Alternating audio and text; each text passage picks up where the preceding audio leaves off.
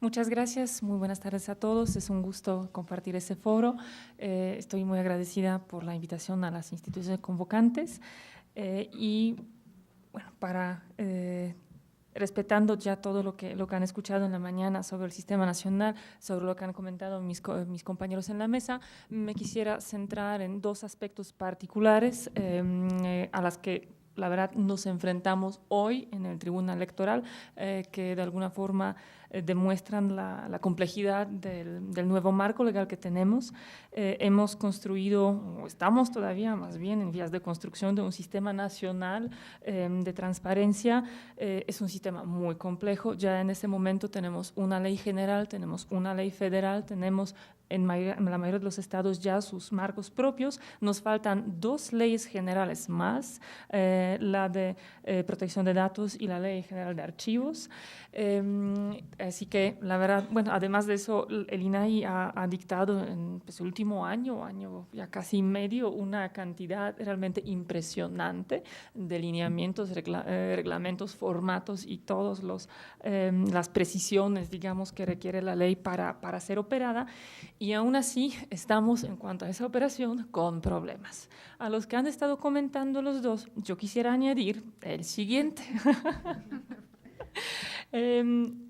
Ante la inexistencia todavía de la Ley General de Protección de Datos Personales, nos hemos enfrentado justamente a una dinámica un poco compleja ahorita por parte del tribunal, porque, bueno, ya saben que la nueva legislación, la Ley General, ahorita establece que la resolución que den, la respuesta que den a las solicitudes de información los órganos los órganos obligados, en este caso el Tribunal Electoral, puede ser impugnada ante el INAI por los particulares mediante un recurso de revisión. Entonces, en este año, a partir de que entró en vigor la Ley General, que fue 6 de mayo, si no me equivoco, el INAI ha estado efectivamente resolviendo ese tipo de recursos respecto de las solicitudes que tienen que ver con la transparencia.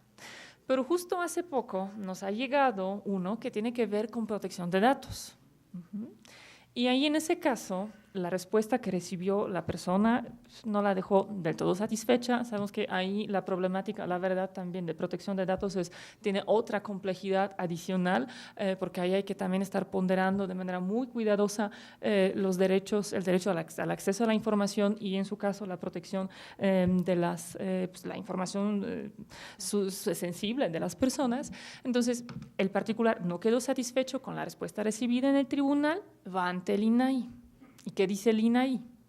Yo no puedo conocer de eso, no tengo una ley, no sé cómo. Mientras no exista una ley, sigue tu ruta anterior, resuélvelo tú, ¿no? Resuélvelo tú ante tu comité de transparencia. Entonces estuvimos discutiendo justamente en la última semana pues, ¿qué procede, ¿no? O sea, decíamos, pues seguros que la reforma dice, los transitorios dicen que al día siguiente, al año de publicación, ya te encargas tú.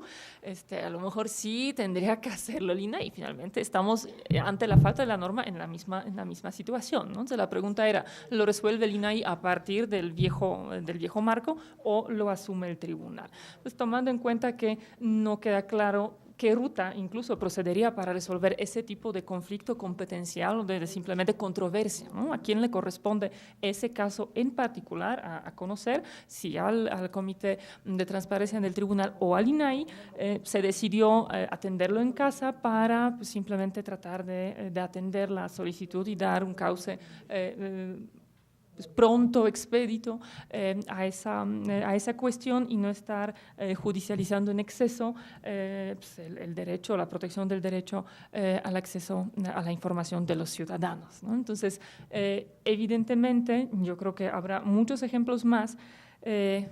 El avanzar a medias, digamos, al tener 2 de 4 leyes a las que obligaba la misma reforma, ya está empezando a presentar pues, conflictos competenciales y problemáticas ya muy particulares al respecto.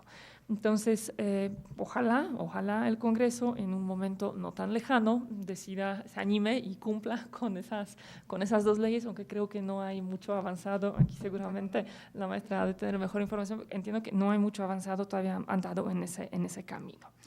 Y ahora tenemos otro tema que es muy similar del que comentaba el maestro del Castillo al final, respecto de pues, a dónde recurrir y quién revisa al revisor. La ley general en el artículo 158 establece de manera expresa que los particulares podrán impugnar las determinaciones o resoluciones de los organismos garantes ante el Poder Judicial de la Federación. El Poder Judicial de la Federación incluye al Tribunal Electoral del Poder Judicial de la Federación o no.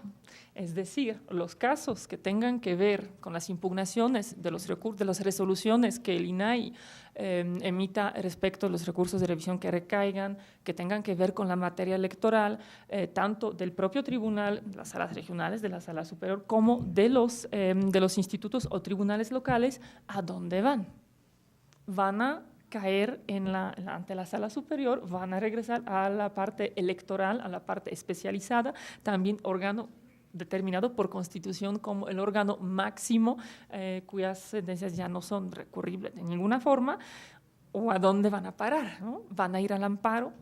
Hasta el momento, en muchas cuestiones, por ejemplo, laborales, de las experiencias que tenemos, ¿no? Que los asuntos de los funcionarios, de quienes laboran en alguna parte de la estructura electoral que también está bastante compleja, cuando recurrían sus conflictos laborales en amparo, siempre han sido denegados, o sea, no proceden, son declarados improcedentes, porque incluso la parte laboral, o sea, las relaciones laborales quedan exclusivamente dentro del Tribunal Electoral del Poder Judicial de la Federación o sus respectivos en los estados.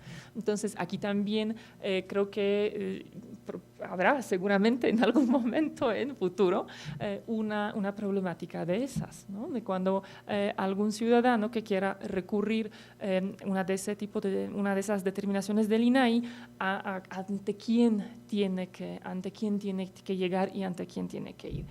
Y en eso podríamos decir, como decía el maestro, la Corte.